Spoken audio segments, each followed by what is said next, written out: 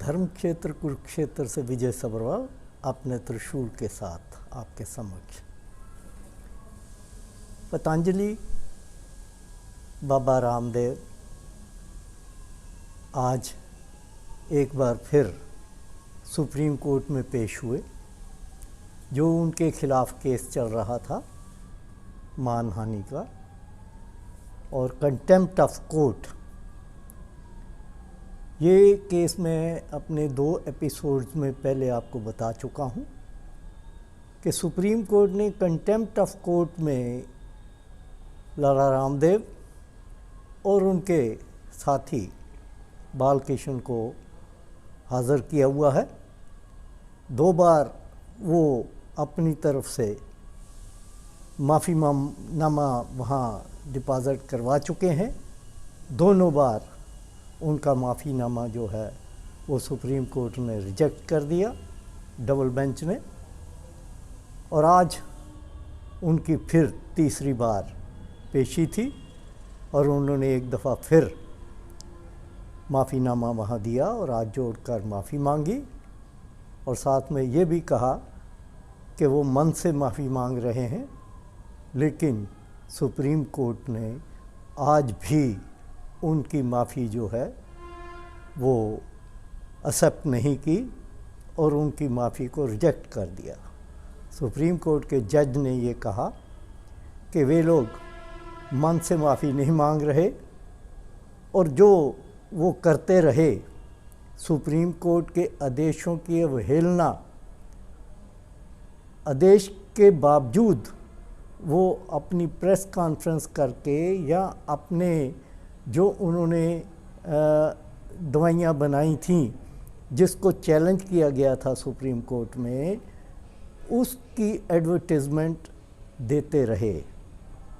Supreme court के आदेशों की ये सरेआम अवहेलना है और सुप्रीम कोर्ट के जज ने यहाँ तक कहा कि वो मानने को तैयार नहीं हैं कि रामदेव को उस चीज़ का एहसास नहीं था कि वो क्या कर रहे हैं।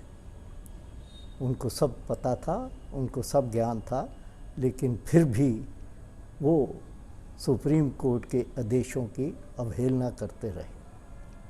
तो इस प्रकार एक बार फिर उनको लताड़ पड़ी और इसी प्रकार उत्तराखंड के जो हेल्थ डिपार्टमेंट के ऑफिसर वहाँ प्रेजेंट थे, जिनको बुलाया गया था, उनको भी लताड़ा गया कि उन्होंने जब केस उनके पास आया तो उन्होंने उसके ऊपर एक्शन क्यों नहीं लिया, सिवाय इस चीज़ के कि 1 या 2 नोटिस जारी किए, उसके ऊपर कोई एक्शन नहीं लिया गया। तो ये केस आपको पता ही है, मैंने बताया था कि कोरोना काल में रामदेव ने ये क्लेम किया था कि उन्होंने एक दवाई बनाई है आयुर्वेदिक की जो कोरोना को ख़त्म कर सकती है, और साथ में ये भी उन्होंने क्लेम किया था कि इस कोरोना की बीमारी का एलोपैथिक में जो जिसको आप लोग अंग्रेजी दवाइयाँ कहते हैं, कोई इलाज नहीं है। तो इसका सिर्फ इलाज है तो वो उनकी दवाई है।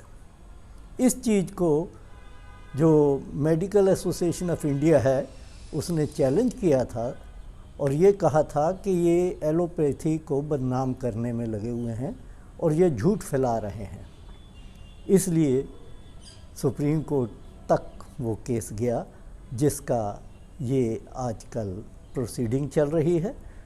आज तीसरी बार उनका माफ़ीनामा जब रिजेक्ट हुआ है तो उनको 23 तारीख को फिर दोबारा चौथी बार सुप्रीम कोर्ट में पेश होने के आदेश दिए गए हैं।